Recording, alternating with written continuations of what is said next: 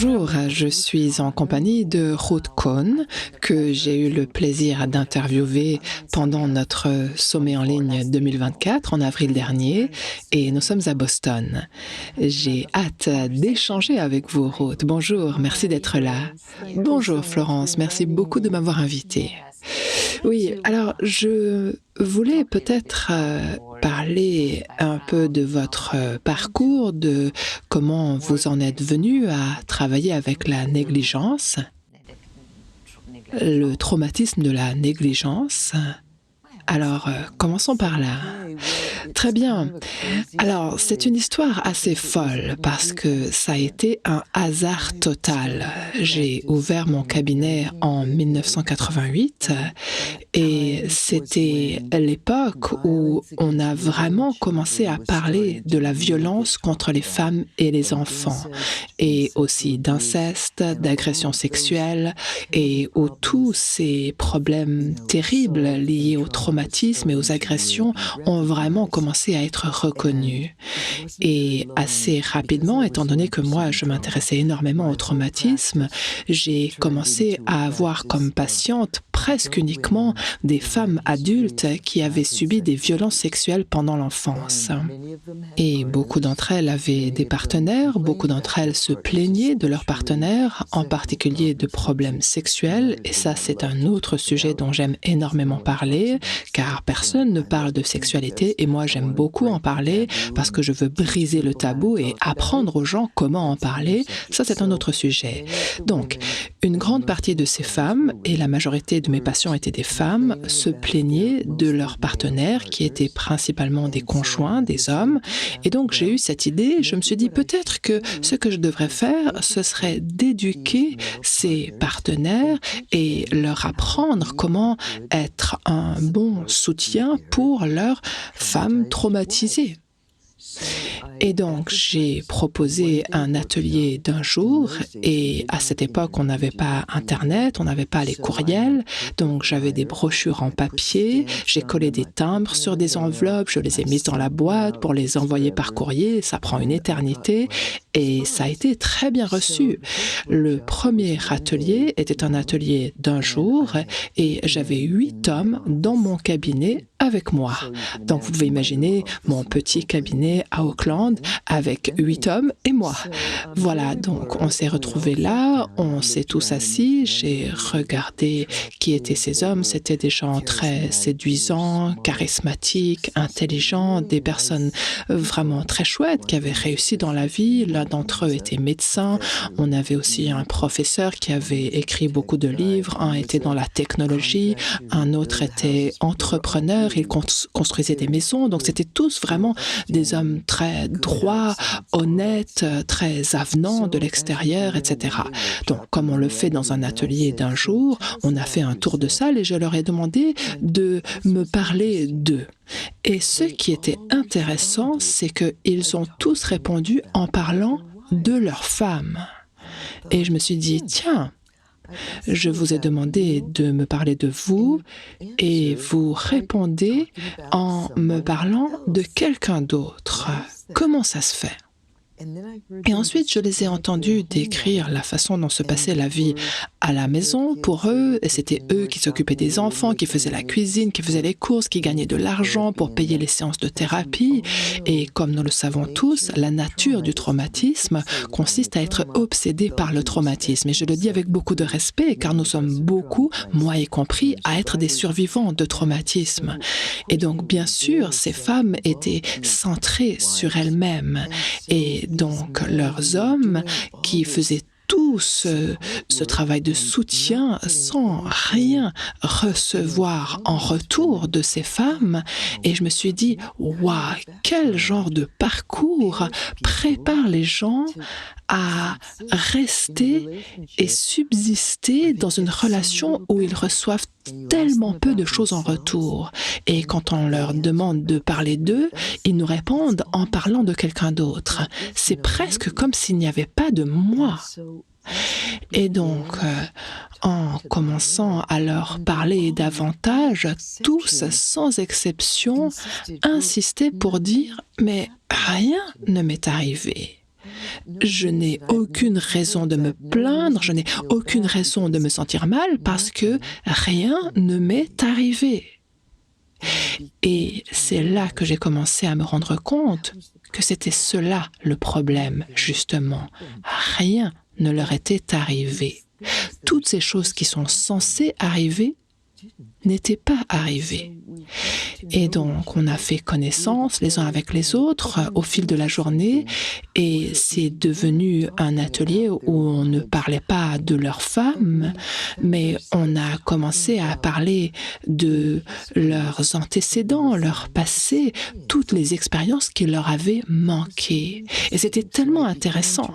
Donc, j'ai commencé à me rendre compte que ces hommes qui étaient tellement entraînés à tolérer le fait de ne rien recevoir, s'étaient mis en couple avec ces femmes qui étaient traumatisées et autocentrées. Beaucoup d'entre eux avaient fait de la thérapie de couple et dans le couple, c'était les femmes qui étaient considérées comme étant le centre du problème et qui recevaient toute l'aide, alors qu'on laissait tranquilles les hommes, considérant qu'ils n'avaient aucune responsabilité. Et donc, on ne les aidait pas parce que tout le monde voyait cette espèce de façade qui avait l'air d'aller bien et cette insistance de leur part sur le fait que rien ne leur était arrivé. Et donc, ils étaient invisibles. Eh bien, à la fin de cette journée-là, ces hommes qui avaient trouvé tellement intéressant de se découvrir autant de points communs et d'en savoir plus sur eux-mêmes m'ont demandé « Est-ce que ce groupe peut continuer ?» Et j'ai répondu « D'accord ». Je n'avais aucune idée qu'ils allaient me demander ça et ces hommes se sont retrouvés chaque semaine pendant 18 ans. Ils refusaient de me laisser arrêter le groupe. Je leur disais, mais là, je deviens trop vieille pour travailler aussi tard le soir. Et ils me disaient, s'il vous plaît, n'arrêtez pas le groupe, on va vous payer plus, on fera des séances plus courtes, on se retrouvera moins souvent, s'il vous plaît, n'arrêtez pas le groupe. Donc ça a continué année après année et finalement, on a arrêté le groupe autour de 2016. Et à ce stade, 2 d'entre eux sont décédés, mais la majorité d'entre eux restent en contact. Parce que petit à petit, ils ont commencé à se découvrir eux-mêmes et à découvrir leur propre histoire d'expériences manquantes. Et c'est cela qui est devenu le laboratoire vivant où j'ai commencé à en apprendre davantage sur cette expérience du rien. Et petit à petit, tout cela s'est transformé en tout un corpus d'informations au sujet de la négligence. Et ensuite, ça m'a pris quelques années avant de découvrir « Ah, en fait, ça parle de moi aussi ». Parce que je savais que j'avais vécu des traumatismes sévères, j'y travaillais depuis des années, et ça, c'est quelque chose qui s'applique à beaucoup de nos patients négligés. Ils ont peut-être vécu un traumatisme ponctuel et pensent peut-être que c'est ça le problème, ou alors ils viennent nous voir avec un diagnostic comme le TDA ou le TDAH, des problèmes d'attention, et donc ils ne savent pas que le traumatisme de base, la strate traumatique la plus précoce, est en réalité la négligence. Toutes ces expériences fondamentales de survie qui ne se sont pas produites. Donc c'est comme ça que j'ai découvert la négligence et c'est comme ça que tout a commencé. La réponse était longue. Donc, vous êtes intéressé à la négligence, ce que vous appelez rien au sujet de rien. Et ça parlait de vous. Et j'ai moi-même le même sentiment. Je vous ai entendu présenter ce sujet 3 fois maintenant, et chaque fois j'en apprends plus sur le sujet, mais j'en apprends plus aussi sur moi. Et je pensais à tous ces thérapeutes qui prennent soin de tout le monde, et j'ai l'impression que cela concerne la majorité d'entre nous, si ce n'est nous tous. Nous n'avons pas choisi ce domaine pour rien. Exactement, c'est juste. Peut-être que nous sommes dans ce domaine pour rien, étant donné que nous comprenons le rien. Mais aussi, et quand je dis rien, J'aime bien y ajouter les mots que je vais dire maintenant parce qu'ils sont très puissants et ils sont importants pour moi. Ces mots, c'est que rien n'est pas rien. Rien est quelque chose et rien compte. Donc nous nous disons peut-être « Oh, c'est rien », alors que ce dont vous parlez là, c'est tout. Donc, ce que vous dites est absolument vrai parce que l'expérience de la négligence est un parfait terrain d'entraînement pour les thérapeutes. Car qu'est-ce qu'un thérapeute? Nous donnons, nous sommes, on pourrait dire, comme en coulisses, nous ne sommes pas vraiment visibles, les gens peuvent sortir dans le monde, mais personne ne nous connaît, nous, donc nous sommes peut-être très importants, mais nous sommes confidentiels, nous ne sommes pas vus, pas reconnus, pas nommés, nous sommes une partie privée de leur vie, et donc nous sommes invisibles. Et la relation thérapeutique est un endroit où on a une espèce de pseudo-intimité, c'est-à-dire que nous sommes très proches des gens, mais eux ne sont pas proches de nous. En tout cas, si nous faisons notre travail correctement, ils ne sont pas censés nous connaître.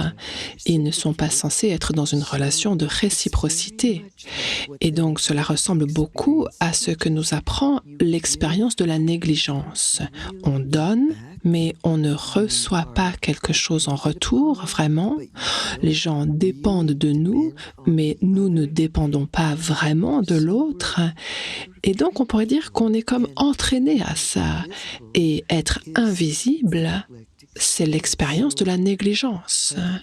Donc, quand nous atteignons l'âge adulte et que nous choisissons un métier, une profession dans les soins est parfaite.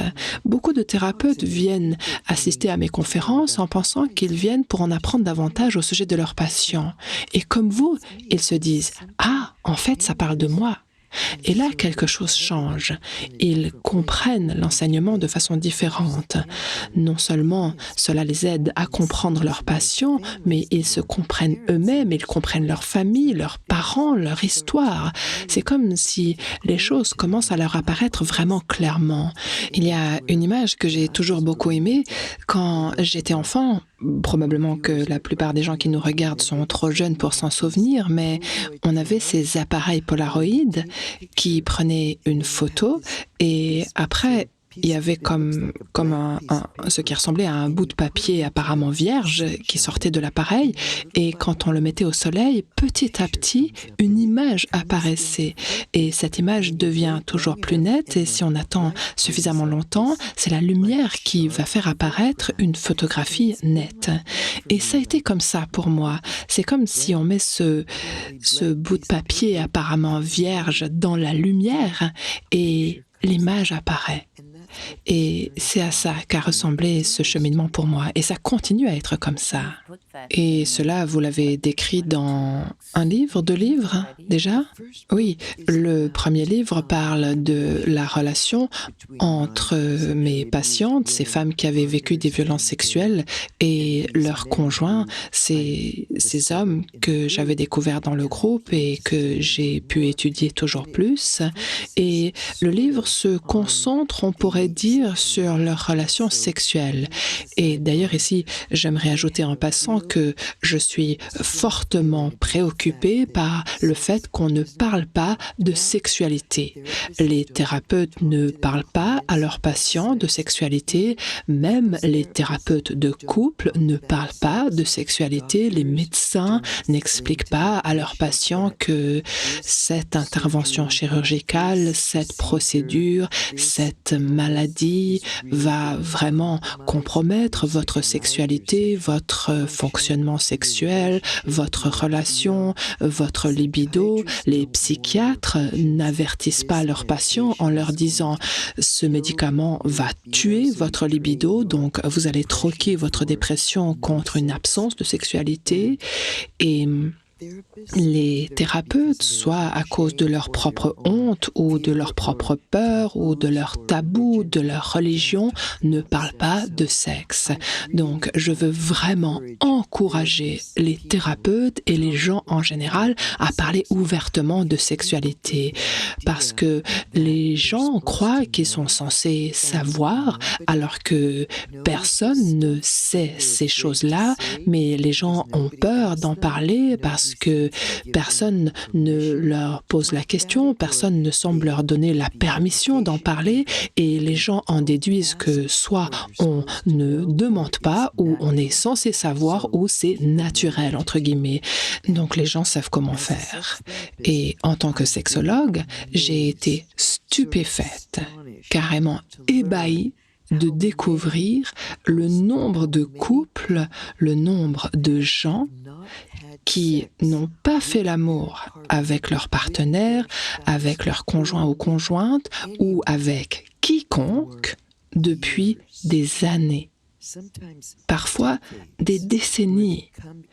Et ensuite, ils viennent en consultation et bien sûr, ils n'en ont jamais parlé, parce que qui a envie de parler de ça ? Et ils ressentent par conséquent beaucoup de honte par rapport au fait d'avoir besoin d'aide avec leurs relations sexuelles. Donc ce premier livre parle de sexualité et ce n'était que mon premier livre au sujet de cette dynamique particulière des relations.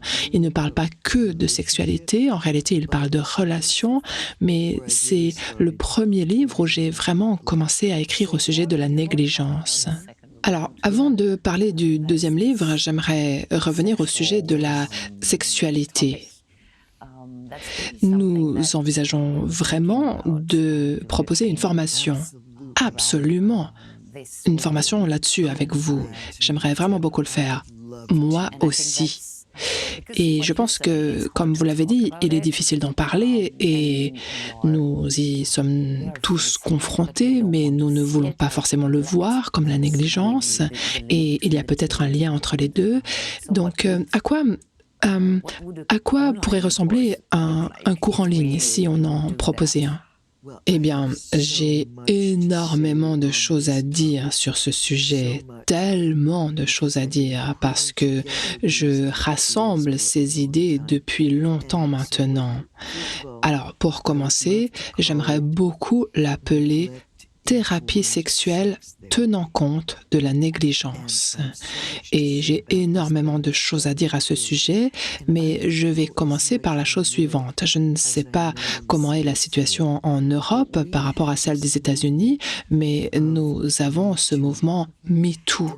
Et le mouvement MeToo a comme point de mire les agressions sexuelles contre les femmes et les femmes qui ont vécu des violences, des maltraitances sexuelles, de l'exploitation sexuelle ou qui ont été d'une façon ou d'une autre harcelées sur le plan sexuel.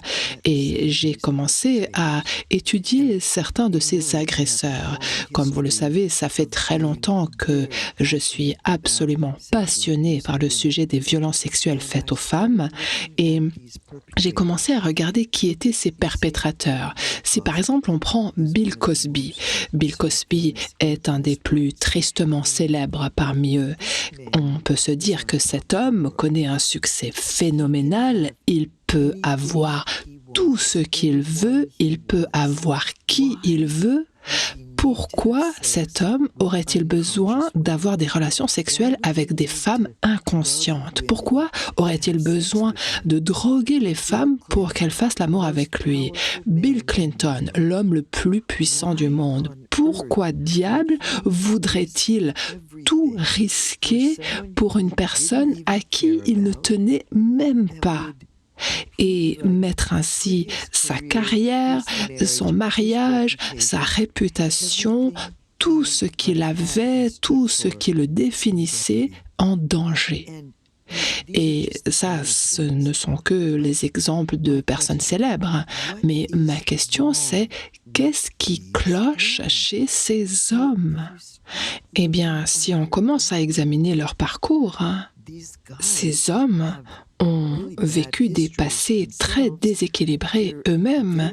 Ils sont très dysrégulés et ils mettent en acte leur dysrégulation à travers ces actes terribles dignes de l'exploitation. Et donc, par rapport à ce mouvement MeToo, nous devons remonter plus haut à la source et ne pas seulement vraiment punir ces hommes pour les empêcher de continuer à faire ce qu'ils font, mais il nous faut également comprendre pourquoi agissent-ils ainsi. Et donc, j'ai commencé à réfléchir à la sexualité dysrégulée.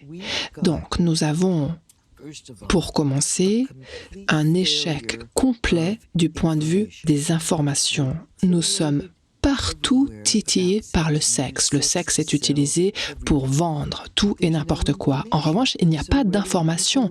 Donc, où les gens se renseignent-ils sur la sexualité? Internet, pornographie, dans les vestiaires, à travers les blagues cochonnes, nulle part. Personne ne nous apprend rien de valable à ce sujet. Et donc, nous avons des systèmes nerveux dysrégulés. Probablement que ces personnes ont également des traumatismes non traités ou des traumatismes de négligence, et donc ils font des mises en acte partout et de toutes les façons possibles. Et donc nous avons d'un côté des femmes terriblement meurtries et blessées, et de l'autre côté des hommes terriblement blessés, et les hommes sont considérés comme les scélérats, ce qui est approprié, mais ne rend pas justice à l'entier de l'histoire. Donc, tout cela étant dit, quand nous nous penchons sur la négligence, alors il y a bien sûr la dysrégulation. D'ailleurs, ça, ce serait un autre atelier d'une journée où je serais ravie de parler de négligence et de dysrégulation. Mais au cœur du traumatisme de la négligence, on trouve ce qu'on appelle le dilemme sans solution. Alors, n'importe qui m'a déjà entendu faire une présentation a déjà entendu parler de ce dilemme. C'est quelque chose qui nous ramène à la toute petite enfance, quand l'enfant désire ardemment la proximité avec une autre personne, un être aimé, et cette autre personne est absente, n'est pas fiable, est en retrait, est irrégulière, n'est pas là. Ça, c'est terrifiant. Ça, c'est une source de terreur mortelle pour un nouveau-né. Et la source de la terreur et la source de notre désir ardent de proximité est la même personne. Donc le dilemme, c'est que l'enfant désire ardemment être aimé et dans la proximité, mais l'enfant est terrifié d'avoir besoin d'une autre personne. Donc, il va renier ce besoin interpersonnel et développer une sorte d'autosuffisance à toute épreuve. Et où cela amène-t-il la personne sur le plan sexuel? Alors, d'accord, je peux tout faire moi-même désormais. Néanmoins, par rapport à la sexualité, oui, je pourrais faire ça tout seul, mais c'est pas la même chose.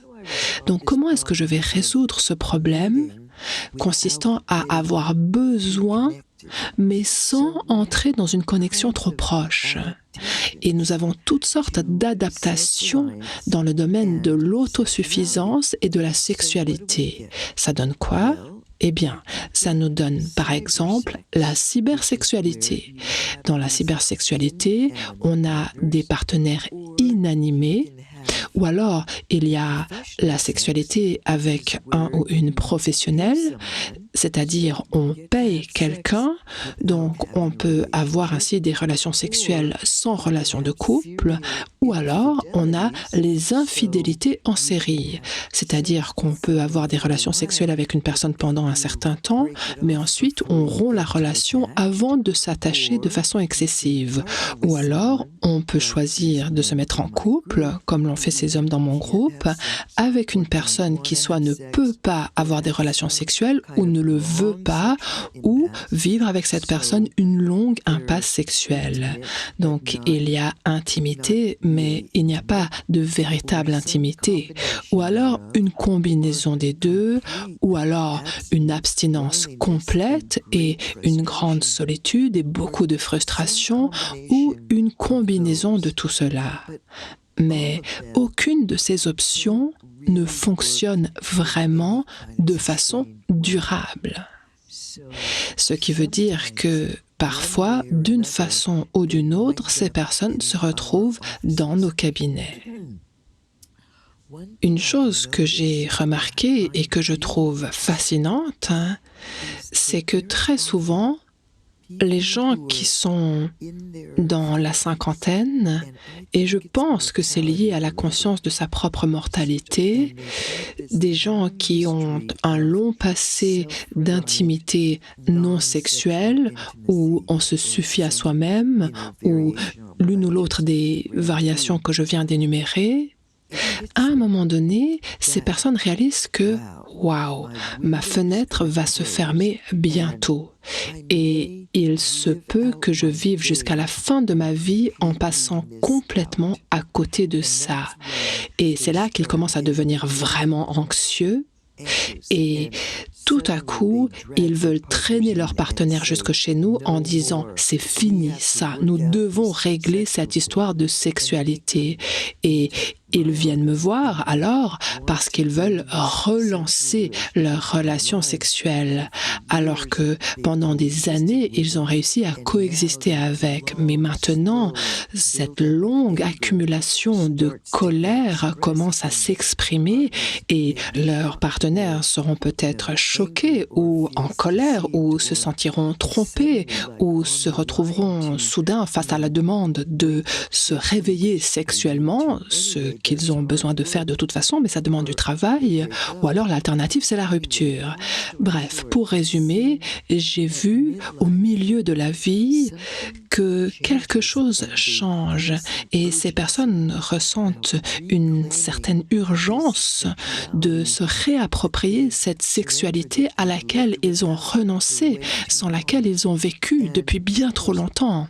Et bien sûr, qui sait comment les aider, qui même comprend suffisamment bien la négligence pour les aider à comprendre ce qui leur arrive. Et c'est la raison pour laquelle beaucoup d'entre eux rompent alors que ce ne serait pas nécessaire, ce qui nous donne une autre génération d'enfants qui grandissent dans des familles divorcées. Et cet impact représente souvent plus de négligence encore. Donc, vous m'avez posé la question et je pourrais en parler encore longtemps, comme vous le savez. Donc, de quoi pourrions-nous parler dans un atelier sur la négligence et la sexualité? Eh bien, je viens de vous donner quelques points principaux et je parie que si on laisse ensuite les gens poser des questions, on pourra aisément remplir le reste du temps. Oui, je parie aussi. Dans ce cas, on va organiser ça, n'est-ce pas? Et qu'aimeriez-vous nous dire au sujet de votre deuxième livre? Le deuxième livre est vraiment le livre où j'ai commencé à présenter ce que j'ai pu recueillir au sujet de la négligence en général. Parce que, étant donné qu'il s'agit là d'une population négligée, le sujet lui-même est négligé.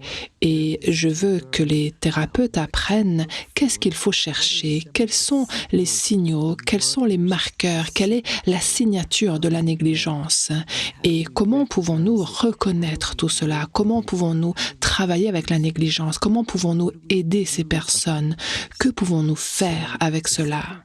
Et donc, ce deuxième livre, dont je n'aime vraiment pas le titre, mais on ne m'a pas donné le choix, il s'appelle quelque chose comme comprendre le traumatisme développemental de la négligence pendant l'enfance.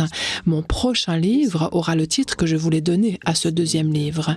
Je le nommerai d'après une de mes chansons préférées, une magnifique chanson de Bob Dylan qui date des années 60 et dont le titre est Too Much of Nothing, trop de rien. Et peut-être que parmi nous, il y en a certains qui sont suffisamment âgés pour connaître cette chanson. Vous pouvez, si vous voulez, aller sur YouTube, tapez Peter, Paul and Mary, Too Much of Nothing, 1967. C'est une chanson spectaculaire, c'est un vrai hymne pour moi. Donc, mon prochain livre s'appellera Too Much of Nothing, une introduction au traumatisme caché de la négligence pendant l'enfance. Et ce livre-là, Trop de rien, est actuellement en préparation. Il sera pour le grand public, pour les non-spécialistes, alors que l'autre livre, le deuxième dont vous avez parlé, s'adresse aux thérapeutes. Même si comme mon premier livre, il s'adresse quand même à plusieurs types de personnes. Ils ont été écrits pour les thérapeutes, mais une grande partie de mes patients et beaucoup de survivants les lisent. Je tente de les rendre accessibles et compréhensibles pour les personnes qui ne sont pas des cliniciens, pour faire en sorte que ce sujet négligé soit mieux compris. Voilà, donc le deuxième livre parlait du traumatisme développemental de la négligence pendant l'enfance, et ce livre est techniquement un livre clinique, mais en réalité c'est une introduction au sujet. Donc n'importe qui peut le lire. Il est très accessible en effet, c'était ça l'idée. On y trouve un peu de terminologie, mais ce livre est quand même fait pour être accessible. Et le prochain livre sera explicitement pour le grand public.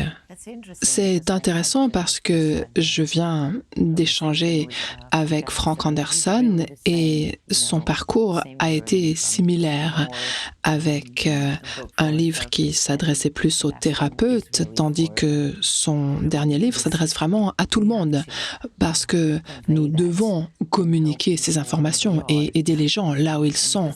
Aussi parce qu'il n'y a pas assez de thérapeutes. Et d'ailleurs, c'est ce que nous faisons, nous, chez Quantum Way. C'est ce monde-là que nous essayons de construire. Oui, et beaucoup de gens n'ont pas les ressources.